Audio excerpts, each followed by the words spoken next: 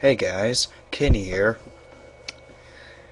I've decided to do a very long overdue movie review on the highly enjoyable and to me very underrated superhero action thriller, even romance mystery that was released on March 6th last year, 2009, Watchmen. I didn't review this uh, at that time because I didn't start reviewing until December last year. I didn't reviewing movies, so here we go. Okay, let me think here. Watchmen, from that, looking back on it, that movie, hmm, some stuff on my pants, but the story in that movie was so rich and detailed. Basically, it has to do with uh, this one particular member of the Watchmen called the Comedian, played by Jeffrey Dean Morgan being thrown out of a window. That's not a spoiler, that's in the trailer. Though that's in really every trailer that was released about the movie. And then the rest of the movie is basically about Rorschach trying to get the Watchmen team, I don't know, back together, but he's letting them know that there's some person or something out to uh, kill off masked superheroes, masked heroes, and then it turns out to be an even bigger story than that than that part than that small part. It turns out that one of the Watchmen is behind the whole thing. And he's so, so he's said to be the smartest and strongest man on the planet. Maybe not strongest, but definitely smartest. And the story goes through every one of their back. The movie goes through every one of their backstories in great detail, just like the graphic novel did. I've read the graphic novel, and it took me almost a year to read, so I think I still remember it quite well. I think the scenes that were cut out for the theatrical cut, that I'm sure are on the two other cuts that have been made, like I think there's the director's cut and the ultimate cut. This Watchmen based on the DC Comics uh, graphic novel, comic books of the same name, written by Alan Moore and illustrated by oh David. I can't remember what his last name is. Let me think here. Watchmen. Alan Moore, yeah, created by him, and come on, artist and artist draw Dave Gibbons, so drawn by him, colored by John Higgins. This was a 12-issue limited comic book series from 1986 to 1987 by DC Comics. And like I said, it goes through every one of the characters' backstories in great detail, and I really did appreciate how much time and effort and care was taken into every one of their backstories. Let you be a little more sympathetic to how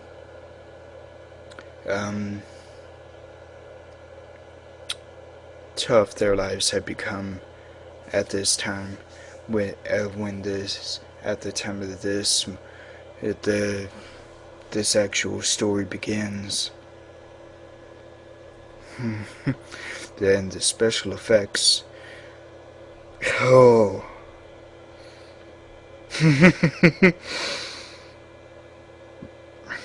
That was some of the most gorgeous I've ever seen. And this was the first movie I ever saw on the IMAX screen in a regular movie theater at my local AMC. Back hurting, but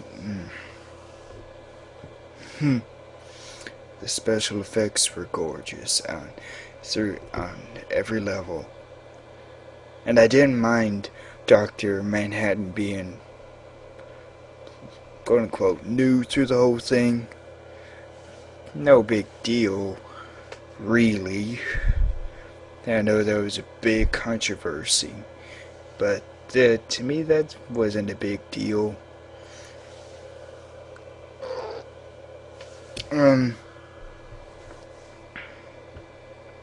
Rorschach, I think, had one of the more detailed backstories, I think. But and he was a very good character. In a way, he's almost like the eyes into the world, and he's like the audience's eyes and how the world is being corrupted in this story. And I really did like how he had this angst and kind of anger towards the world because of how the world had treated him through the years. And I love that mask. I don't want to forget about that Rorschach mask. I love how the designs of on the mask move around and change. So I'm a little cold. But that was so beautiful, and Jackie Earle Haley was a perfect choice for Rorschach. Sorry. I really did like Night Owl.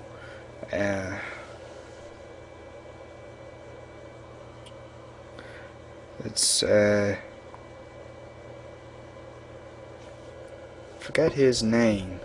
Let me see here.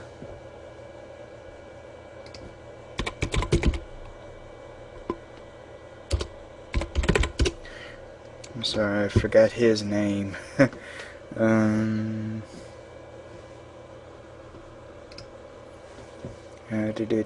Night Owl. The new one was Patrick Wilson. Okay. Yes, he was another very good choice for playing the new Night Owl. Malin Ackerman was a okay choice for Silk Spectre. She wasn't terrible, but I definitely think she was the weakest actor in this whole movie. And Jeffrey Dean Morgan as the comedian. Oh, definitely funny, but a very dry sense of humor. And he was really the meanest and cruelest person in this entire movie. And in his backstory, you kind of get to know why he was like that, and why he became so hardened towards the world. Billy Crudup was another fantastic choice, and I loved how he portrayed Dr. Manhattan. I loved how distant he made himself in his own mind from the world, and he didn't think like everyone else did in the world. He had his own mentality and ideas and his own beliefs, and they were very different from all of us here on Earth. Here, I mean, on Earth, in this world. Um,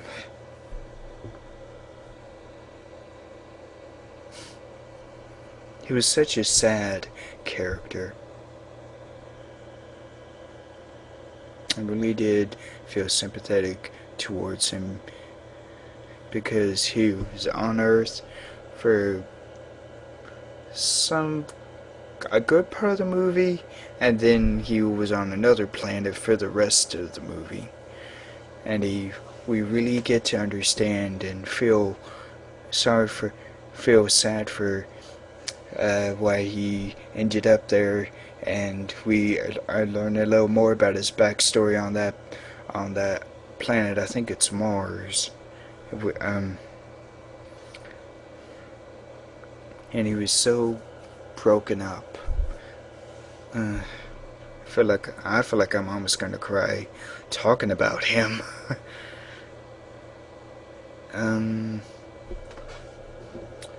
Ozymandias, not real familiar. I forget whose name that was. Matthew Good. Ozymandias. He was really the most different out of all the Watchmen. He was, because he was a hero at first, and then he used his hero popularity and exploded it in making toys, and he used that image to make himself famous. And he has a very important role to play in the storyline of this movie.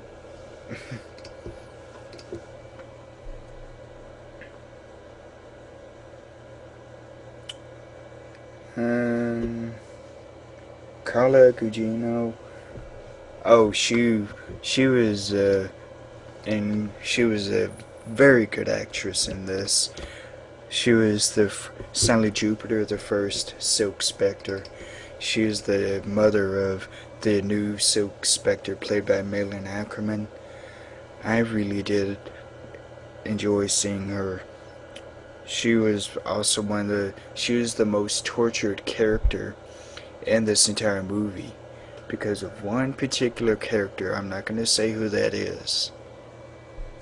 And if any of you, and I'm sure many of you have read the graphic novel, you know what one of the Watchmen did to her.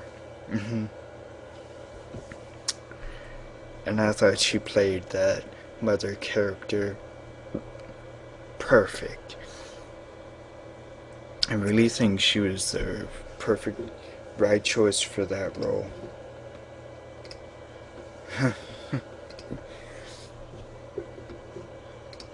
Let me go through here again.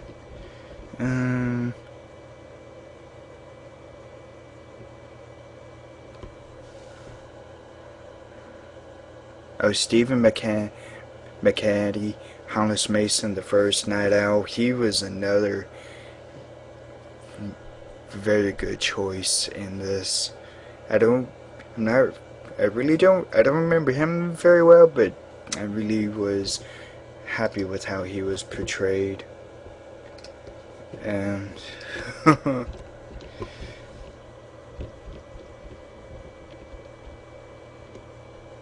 so Watchmen, this was such a treat, and I thought the movie followed the graphic novel almost perfectly. Almost anyone could argue that either it did or it didn't, but I thought it followed the graphic novel immensely well, and it was very faithful to the graphic novel. So I thought I would do this review, so that's all I have to say now. So stay cool and relax to the movies.